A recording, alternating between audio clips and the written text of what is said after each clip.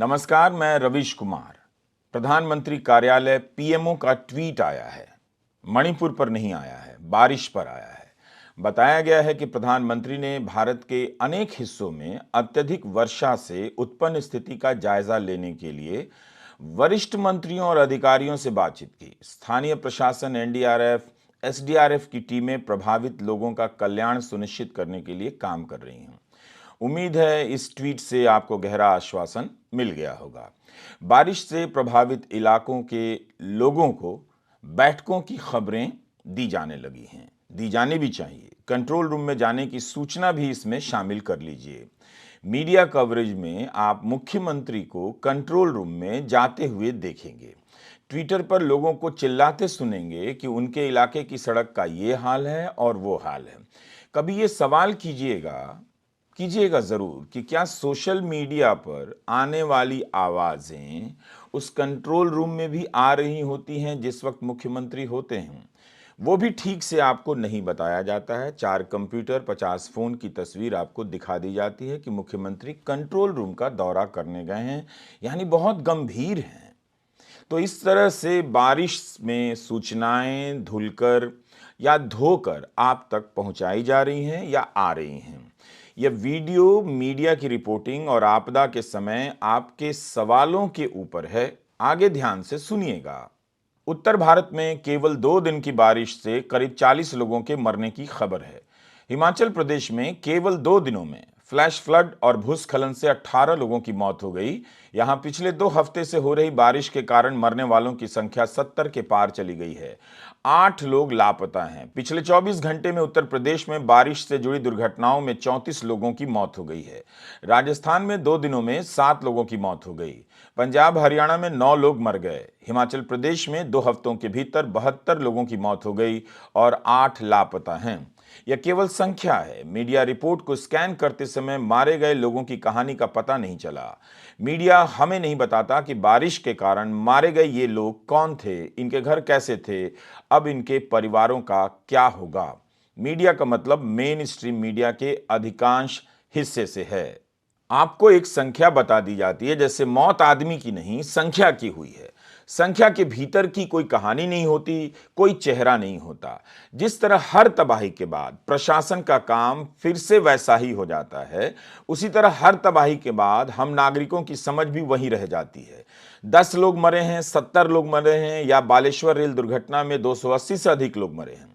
इन नंबरों की मदद से मीडिया आपके भीतर इन मौतों से होने वाली शोक की संभावनाओं को खत्म कर देता है, क्योंकि अगली लाइन में फिर से नंबर आने लग जाता है। रविवार को दिल्ली एयरपोर्ट पर 20 फ्लाइट रद्द कर दी गई, 120 फ्लाइट देरी से उड़ी। चंडीगढ़ में 10 फ्लाइट रद्द हो गई। इस तरह के नंबर आते हैं। दिल्ली अंबाला मार्ग पर चलने वाली लगभग 24 ट्रेनें रद्द कर दी गईं। अब आप इन नंबरों को दोबारा सुनिएगा। ट्रेन और जहाज के रद्द होने की संख्या और मरने वालों की संख्या की ध्वनि में कोई अंतर नजर नहीं आएगा। मरने वाला जब गरीब होगा वह केवल एक नंबर ही होगा। बालेश्वर रेल दुर्घटना में जो लोग मरे 280 से भी ज्यादा। आपने गोदी मीडिया के कितने चैनलों पर मरने वालों के परिवारों की कहानी दुर्घटना के बाद देखी या उसके दौरान देखी? अपनों को खोजने की परेशानी देखी। इसलिए कम देखी या न के बराबर देखी कि वो लोग गरीब लोग थे, जनरल बोगी में सफर करने वाले लोग थे। हम आपको बताना चाहते हैं कि इस आपदा को कवर करने के लिए हमारे पास पर्याप्त संसाधन नहीं है। जो वीडियो हैं वो बहुत सीमित हैं, कुछ शहरों के ही हैं, मगर हम उन्हीं के सहारे आपसे कुछ बात करना चाहते हैं ताकि आप आपदा के कवरेज और आपदा के कारण और उसके असर को ठीक से समझ सकें। शहरों के बारे में हमारी समझ कितनी अधूरी है इसी से पता चलता है जब बारिश में शहर डूब जाते हैं, सड़कें टूट जाती हैं, धंस जाती हैं और हमारा मीडिया कहने लग जाता है कि गुरुग्राम या ये वो शहर वेनिस बन गया है, फलाना शहर वेनिस बन गया है। आपको पता होना चाहिए कि वेनिस शहर जुलाई में किसी एक दिन की बारिश से नहीं बना है। नालों के जाम होने और सड़कों पर गड्ढे होने, पानी भरने से वेनिस नहीं बनता है। आप देख ही रहे होंगे कि मीडिया के कवरेज में पहाड़ों का कवरेज कितना कम है। दिल्ली और गुरुग्राम का कितना ज्यादा है, जहां ज्यादा है उसका कवरेज भी कितना आधा अधूरा है। वैसे बाढ़ असम में भी आई है, हर साल आती है, मगर उसका कवरेज नहीं होता है। हिमाचल प्रदेश में भूस्खलन की स्थिति यह है कि 736 सड़कों को बंद करना पड़ा। 9 फ्लैश फ्लड आए हैं, भूस्खलन की 13 घटनाएं हुई हैं। आप अगर पिछले साल की इसी राज्य की खबरों को सर्च करेंगे तो पता चलेगा कि प्राकृतिक आपदा भयावह होती जा रही है और हर साल होती जा रही है। इसमें इंसानों का ही ज्यादा योगदान है। प्रशासन की जिसकी बात करते हैं वो भी इंसानों का बना हुआ एक यूनिट है। तो बारिश का कहर बहुत व्यापक है, मगर उसकी रिपोर्टिंग 2-4 शहरों तक ही सीमित है। जो संवाददाता ग्राउंड रिपोर्टिंग के लिए दिल्ली या पास के शहरों में भेजे गए हैं वो केवल अपने घुटनों से पानी की गहराई नाप रहे हैं, समस्या की गहराई आपको नहीं बता रहे। नवंबर 2022 की खबर का जिक्र करना चाहता हूं। हरियाणा के मुख्यमंत्री का बयान था कि गुरुग्राम को स्मार्ट सिटी की सूची में नहीं रखा गया है क्योंकि राज्य सरकार इसे स्मार्टेस्ट बनाएगी। तब उन्होंने 141 करोड़ की कई योजनाओं की वहां घोषणा की थी और शिलान्यास और उद्घाटन वगैरह भी किया था। अव्वल तो जिन शहरों को स्मार्ट सिटी की सूची में रखा गया है उनका ही हाल देख लीजिए। लेकिन क्या गुरुग्राम स्मार्टेस्ट बन गया है? लोग ट्विटर पर लिख रहे हैं जो गुरुग्राम में रहते हैं कि सड़कों पर गड्ढे बन गए हैं, ट्रैफिक जाम में घंटों फंसे रहना पड़ता है, रहना ही पड़ेगा। उनका यह दुख पहाड़ के नीचे दबकर मर गए परिवारों से कितना ज्यादा है और कितना बड़ा करके दिखाया जा रहा है। फिर ये ट्विटर पर क्यों लिख रहे हैं? क्या इनका वो मीडिया नहीं आ रहा है इनके पास, इनके अपार्टमेंट में, जिस पर वो दिन रात एंटी मुस्लिम डिबेट को देखकर अपने भीतर गर्व का भाव भरा करते हैं? क्यों लिख रहे हैं ट्विटर पर गुरुग्राम के लोग? क्या इसी शहर में नमाज पढ़ने को लेकर कितना बवाल हुआ था, आपने नहीं देखा था? लेकिन आप देख लीजिए कि यह शहर बारिश के बाद शहर को लेकर कितनी बार सड़क पर उतरता है, कितनी बार अपने सवालों को उठाता है। जरूर कुछ लोग करते रहते हैं, पर उन लोगों का भी गुरुग्राम में रहने वाले साधन संपन्न लोगों का हमेशा साथ नहीं मिलता है। तो ट्विटर पर अपना लिखते रहिए, जितना लिख सकते हैं लिखिए, क्योंकि ट्विटर पर जाम नहीं लगता है और जाम लगता है रोड पर, वहां जहां आप रहते हैं, जिसका नाम गुरुग्राम है या दिल्ली है या पंचकुला है या चंडीगढ़ है।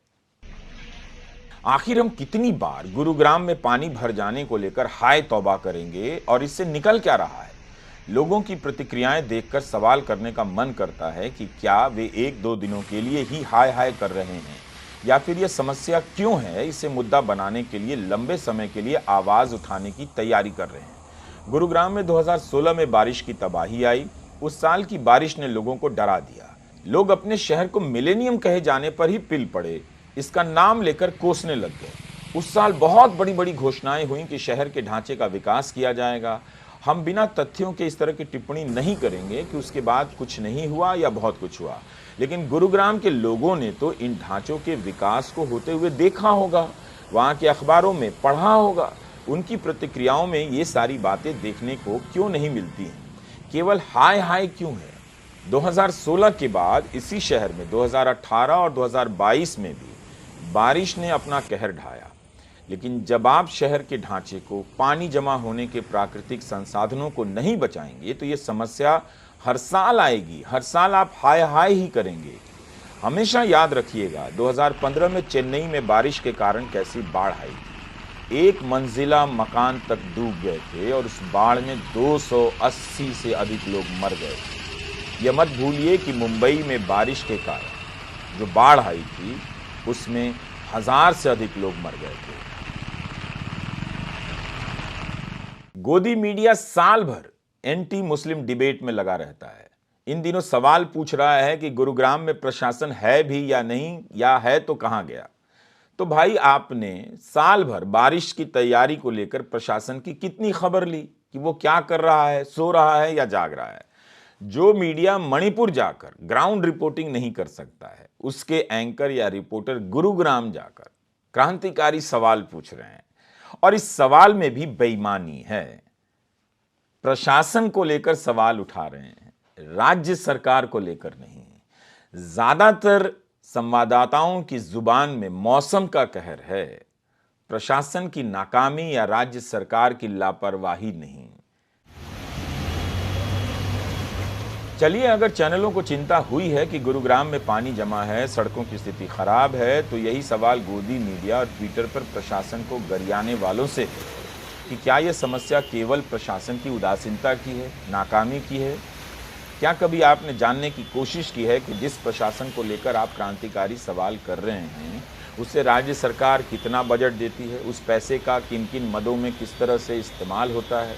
क्या इन पत्रकारों को पता भी है कि गुरुग्राम की ज़रूरत के हिसाब से यहाँ के नगर प्रशासन में पर्याप्त कर्मचारी हैं भी या नहीं, या सबकी ड्यूटी पुलिस के जवान ही कर रहे हैं? पहले ये तो देख लीजिए कि लोग हैं भी या नहीं काम करने के लिए। जब लोग नहीं होंगे तो कहाँ से इस वक्त प्रशासन सड़कों पर उतरा हुआ दिखाई देगा?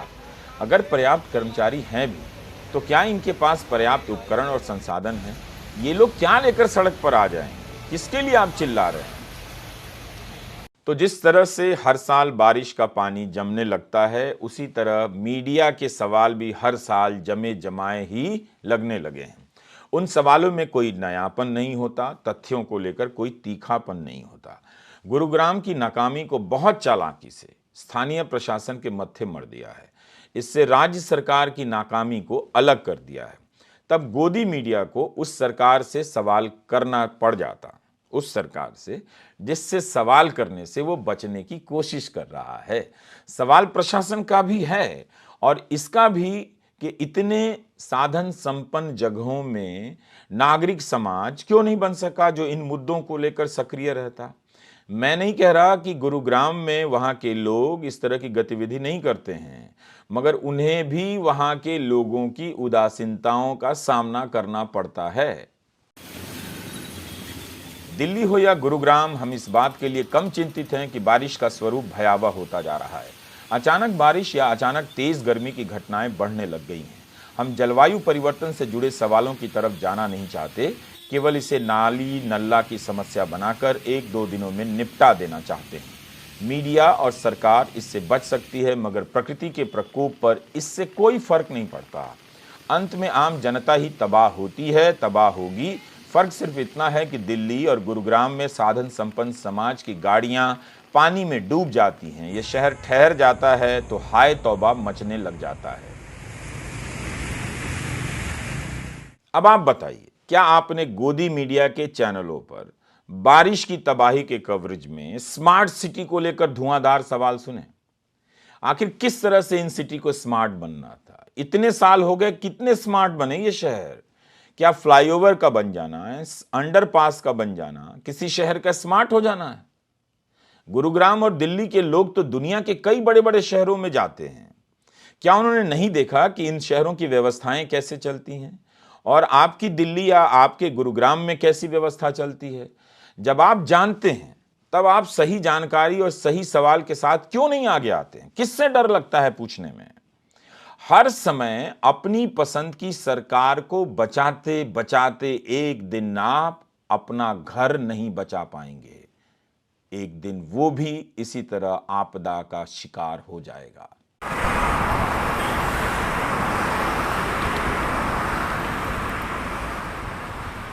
यमुना में ही देख लीजिए, बाढ़ की स्थिति पहली बार तो नहीं बनी, लेकिन इस यमुना के किनारे को कितना हड़प लिया गया, इस पर इसी शहर में कितनी बार डिबेट होती है।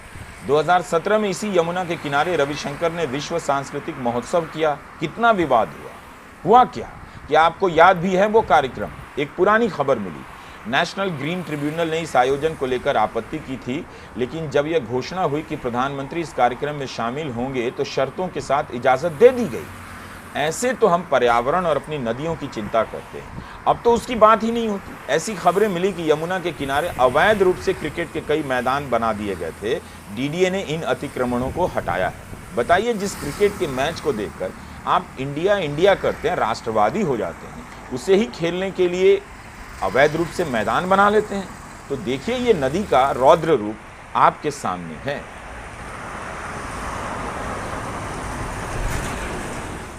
आप जो देख रहे हैं वो बारिश की तबाही नहीं है, आपकी उदासीनताओं की भी तबाही है। G20 के कारण इसी दिल्ली शहर में कितनी झुग्गियां उजाड़ दी गई, किसी को फर्क नहीं पड़ा। 18,000 परिवार बेघर हैं। अगर आप खबरों को सर्च करेंगे तो न्यूज लॉन्ड्री की इस पर एक रिपोर्ट मिल जाएगी। तो जिस जनता के लिए G20 की बैठक को उज्ज्वला योजना का प्रचार बना दिया गया है, उसी जनता को उजाड़ दिया गया।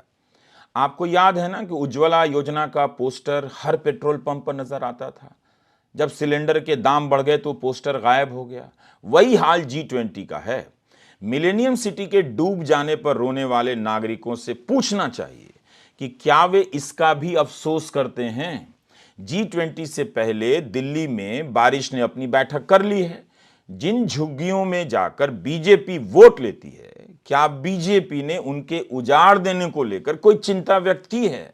एक्सप्रेस की यह खबर बताती है कि दिल्ली में पानी भर जाने की 200 शिकायतें आई हैं, 2 सड़कें धंस गई हैं और इन सड़कों का धंस जाना घटिया इंजीनियरिंग है या भ्रष्टाचार अलग से नहीं बताया जाता, बस इन्हें भ्रष्टाचार का रूप दे दिया जाता है। बीजेपी ने एमसीडी कमिश्नर को पत्र लिखा है कि कुछ इलाकों में कमजोर इमारतों का तत्काल सर्वेक्षण होना चाहिए, क्योंकि हाल के दिनों में बारिश के दौरान या उसके बाद घर ढह गए हैं। यह भी खबर छप रही है कि दिल्ली में अभी तक ड्रेनेज मास्टर प्लान नहीं है। 2011 में ही आईआईटी दिल्ली से करार हुआ था, लेकिन जब दिल्ली में ऐसी कोई योजना नहीं है तो बाकी शहरों को लेकर सवाल पूछने की क्या जरूरत रह जाती है। चंडीगढ़ में 50 घंटों में साल भर की बारिश का 40% बरस गया। इतना पानी एक साथ नीचे आया है। दिल्ली में भी 2 दिन में साल भर की बारिश का 34% बरसा है। उत्तराखंड में 13 जुलाई तक हाई अलर्ट जारी किया गया है। मोहाली, पंचकुला में बाढ़ का खतरा है। पंजाब और हरियाणा में सेना को अलर्ट पर रखा गया है। इस तरह की खबरें मीडिया में भरी हुई हैं। ऐसा लग रहा है कि युद्ध लड़ा जा रहा है। जो 2 दिन की तबाही आई है उसका मुकाबला किया जा रहा है, जो किया भी जाना चाहिए, लेकिन इसके आसपास उठने वाले सवालों और चुनौतियों को क्या ठीक से पेश किया जा रहा है, ये हमें पूछना चाहिए।